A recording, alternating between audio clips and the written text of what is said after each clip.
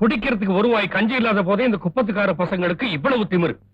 3 வேளை சோறு கிடைச்சிட்டா ஊரையே அழிச்சிடுவானுங்க போல் இருக்க. குடிசைகளை காலி பண்ணுங்கடான்னா அடிக்க வர்றானுங்க. அப்பா, நம்ம எஸ்பி கிட்ட சொல்லி அவங்க வயித்துல அடிக்கணும். அப்பதான் அந்த நாய்களுக்கு அறிவு வரும். விஷயத்தை எங்கிட்ட சொல்லிட்டல, அவங்களை எங்க எப்படி அடிக்கணும்னு எனக்கு தெரியும், நான் பாத்துக்கிறேன். என்னப்பா, அது புறம்போக்கு நிலம். அங்க இருக்கிற குடிசைகளை எல்லாம் காலி பண்ணிட்டு அழகா ஒரு பிசினஸ் காம்ப்ளெக்ஸ், ஒரு தியேட்டர் கட்டணும்னா இவனுக்கு தானே அனுபவிக்க போறானுங்க. அதை எடுத்து சொன்னா புரிஞ்சுக்க வேணாம். அதை விட்டுட்டு குடிசைகளை எல்லாம் காலி பண்ணி கொடுக்க மாட்டோம்னு சொல்றதுக்கு இந்த புறம்போக்கு பசங்க யாருன்னு? தப்பப்பா. ஏழை புறம்போக்கு நிலத்தை பணக்கார புறம்போக்குங்க கேட்க கூடாது. அவசரமா இருந்தா நம்ம காசை செலவழிச்சு நம்ம மூளை உபயோகிச்சு அவங்களுக்கே அதை பட்டா பண்ணி கொடுத்தோம் அனுபவிக்க தெரியாது. குடியிருக்கிறதுக்கு நிலம் கொடுத்தா அதை வித்து வாயில போட்டுப்பான். அதனால்தான் சொல்றேன், எவ்வளவு சீக்கிரம் அவங்களுக்கு நம்ம பட்டா பண்ணி கொடுக்கிறோமோ அவ்வளவு சீக்கிரத்துல அந்த நிலம் நமக்கே திரும்பி வந்துடும். இப்ப புரியுதா? ஐயோ ஐயோ, நீங்க இங்க இருக்க வேண்டிய ஆளே இல்லைங்க. மனிதர்களையே பார்த்து பார்த்து நொந்து போன நமது கண்களுக்கு புதுப்பிறவி எடுத்து வந்த கண்ணனாகவே காட்சியளிக்கிறார் நமது நமச்சிவாயம் அவர்கள். அவர் தம் சொந்த பணத்தை கொண்டு ஏழை எளிய மக்களுக்கு பட்டா வழங்கும் இந்த விழா மேலும் மேலும் தொடர வேண்டும், இன்னும் பல 100 ஏழைகள் பலன் பெற வேண்டும் என்று கூறி இந்த பட்டாவை அளிக்குமாறு மதிப்புக்குரிய அரசாங்க அதிகாரி பட்டாபிராமன் அவர்களை கேட்டுக்கொள்கிறேன். அதற்கு முன்பு நமது நமச்சிவாயம் அவர்கள் இப்போது 2 வார்த்தைகள் பேசுவார்.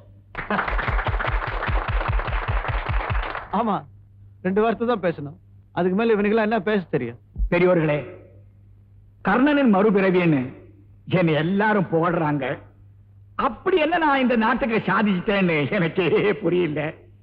உழுறவனுக்கே நிலம், குடியிருப்பவனுக்கே வீடு, இது அரசாங்கத்துடைய திட்டம்.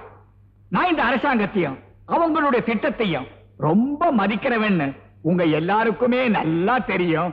ஐயோ, உங்களுக்கு ஒரு மகிழ்ச்சியான ரீல் சுத்ராம் தெரிவிக்க போறேன். இதுக்கு நம்ம ஆளுங்க கைய வேற தட்டுறானுங்க. இந்த தலைவர் எங்க எத்த பேசினாலும் எத்த சொன்னாலும் எல்லாரும் கை தட்டுறானுங்களா? இந்த கை தட்டல் சத்தத்திலேயே நம்ம தலைவனுங்க காதெல்லாம் செவிடா போச்சு. அத்தட்டு தான் நம்ம நாய சொல்றப்ப இந்த தலைவனுங்க காதலியே ஓயமாட்டேங்குது. அது தீனி போட முடியாதவனுக்கு மாடு கொடுக்கிறது எப்படி தண்டமோ, அதே மாதிரி வீடு கட்ட முடியாதவனுக்கு மனப்பட்டா கொடுக்கிறது வேஸ்ட். அதாவது தண்டமோ தண்டம், தண்டமோ தண்டம். அதனால உங்க எல்லாருக்கும் வீடு கட்டுறதுக்கு ஆளுக்கு 500 ரூபாய் தரதாக நான் உத்தேசித்திருக்கேன், அதாவது தீர்மானிச்சிருக்கிறேன். நமச்சிவாயம், நமச்சிவாயம், நமச்சிவாயம். ஆமே, சும்மா வேடிக்கை பாத்துக்கிறேன். குப்பா, நான் சொல்றது கேளு. இதுல ஏதோ சூழ்ச்சி இருக்கு. வீணா நமச்சிவாயத்தோட வலையில மாட்டிக்காதீங்க. இதுல என்னப்பா சூழ்ச்சி இருக்கு? கவர்மெண்ட்ல கடன் தரதுன்னா கூட உங்ககிட்ட என்ன சொத்து இருக்குன்னு கேக்குறாங்க. எதுவுமே ஈடு என கேட்காம நமக்கு பணம் தர்ற புண்ணியம் தப்பா பேசாதப்பா. நம்ம கிட்ட ஒண்ணுமே இல்லன்னு நினைக்காதீங்க. நாம எல்லாம் ஒன்னா இருக்கிறதே நம்மளோட பெரிய மூலதனம். அது 500 ரூபாய்க்கு அடமானம் வச்சிடாதீங்க. பொருளை அடமானம் வச்சா அதை நாம மீட்டுக்கலாம். ஆனா ஒத்துமை அடமானம் வச்சா நம்மள முச்சந்தில தான் நிக்கணும். இப்ப என்ன முச்சந்தில் நிக்காம மாடி மேல நிக்கிறோம்? வாங்கடா, ஐயா கிட்ட போய் பணம் வாங்கி வீடு கட்டுவோம். என்னப்பா இதெல்லாம்? எங்க கூட்டமா வந்தீங்க? ஐயா, நம்ம காலனிக்கு நமச்சிவாய நகர்னு ஐயா வேற வைக்கிறதுக்கு உத்தரவு கேட்கலாம்னு வந்திருக்கோமுங்க. என் பேர் எதுக்கப்பா? கோடிக்கணக்கான சம்பாத்தியத்தை விட்டுட்டு பொதுச்சேவை தான் முக்கியம்னு என்ன மாதிரி எத்தனையோ பேர் இருக்காங்க. அவங்கள யார் பேராவது வையுங்க. நிலப்பட்டா கொடுத்தது ஐயா நீங்க, வீடு கட்ட பணம் கொடுத்தது ஐயா நீங்க. அதனால உங்க பேர் தானுங்க வைக்கணும். அதுதானுங்க தர்மம்.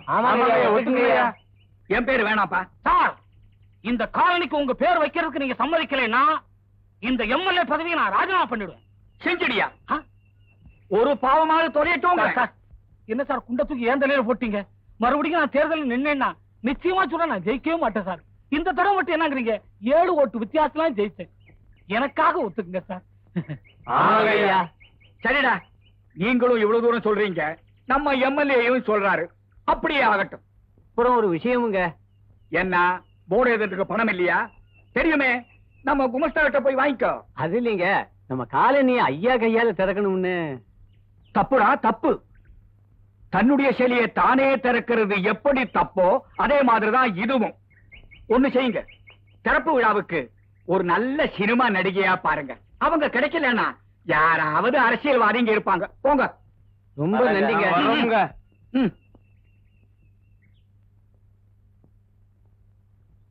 என்னப்பா இது? அந்த குப்பத்துக்காரங்களுக்கு கடனை கொடுத்துட்டு நிலத்தை வாங்கிடுவீங்கன்னு பார்த்தா கடனையும் மறந்துட்டு உங்க பேர்ல காலனி திறக்கிறதுக்கு சம்மதம் கொடுத்துருக்கீங்க. தம்பி, ஏழைங்க வயித்துல பசுவோட வேலை இருக்கிறனால மூளை விவேகமா வேலை செய்யாது. இது தெரிஞ்ச விஷயம் தானே தம்பி, உங்களுக்கு தெரியாதா? எனக்கு ஒண்ணுமே புரியல. இந்த இடத்துல ஒரு குடிசைய பாக்கி இருக்க கூடாது.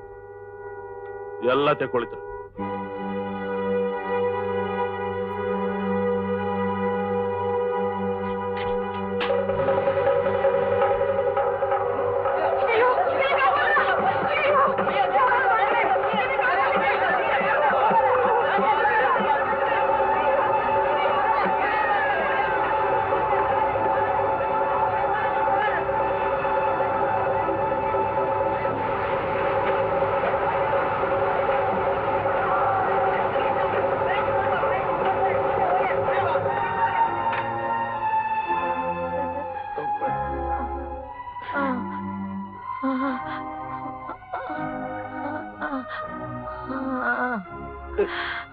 பாஸ்கர், அம்மா, பாஸ்கர், அம்மா கொஞ்சம் கண்ணு திறந்து பாருமா.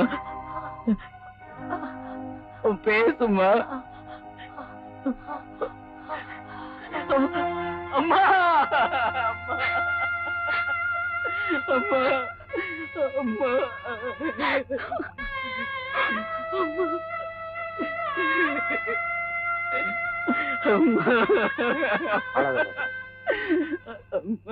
விவரம் தெரிஞ்ச நீயே கண்ணீர் விடலாமா? நீ அழுகிறதுனால அவங்க திரும்ப வரமா போறாங்க? இவங்க திரும்பி வராம போகலாம், ஆனா இதுக்கெல்லாம் காரணமான அந்த நமச்சிவாயத்தை இதே மாதிரி தீல போட்டு கொளுத்துல என் பேர் பாஸ்கர் இல்ல, பாஸ்கர் இல்ல. பாஸ்கர், என்ன தடுக்காதீங்க சார். இந்த ஏழைங்க வயிற்றுல நெருப்பு வச்ச அந்த நமச்சிவாயத்தை நான் சுட்டு பொசுக்கலன்னா எங்க அம்மா ஆத்மா சாந்தி அடையாது. ஆத்திரக்காரனுக்கு புத்தி கம்மின்னு சொல்லுவாங்க. அது சரியாத்தான் இருக்கு. இந்த குடிசையெல்லாம் நெருப்பு வச்சு எரிச்சது நமச்சிவாயந்தாங்கிறதுக்கு என்ன சாட்சி இருக்கு? நீங்களாம் இப்படி சாட்சி கேட்டு கேட்டுதான் இன்ஸ்பெக்டர் பலச அதிகாரங்க நம்ம நாட்டுல இப்படி சுதந்திரமா நடமாடுறாங்க. தேள் கொட்டுங்கிறதுக்கும் பாம்பு கொத்துங்கிறதுக்கும் சாட்சி தேடக்கூடாது இன்ஸ்பெக்டர். அந்த நமச்சிவாயம் சாதாரண பாம்பு இல்ல, ராஜனாகும். பாஸ்கர், ஆத்திரம் உன் கண்ணை மறைக்குது. நமச்சிவாயத்தை எதிர்க்கணும்னு நீ முடிவெடுத்திருக்கிறத நான் தப்புன்னு சொல்ல வரல. அதுக்கு இதுவல்ல நேரம் தான் சொல்றேன். உன் எதிரி யாருங்கிறத முதல்ல புரிஞ்சுக்க. அப்புறம் அவனை எப்படி எங்க சந்திக்கணும்னு தானா புரியும். இப்ப ஆக வேண்டிய வேலையை பாரு.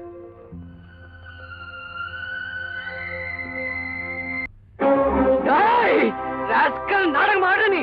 உன்னை விட மாட்டேடா, உன்னை விட மாட்டேன்.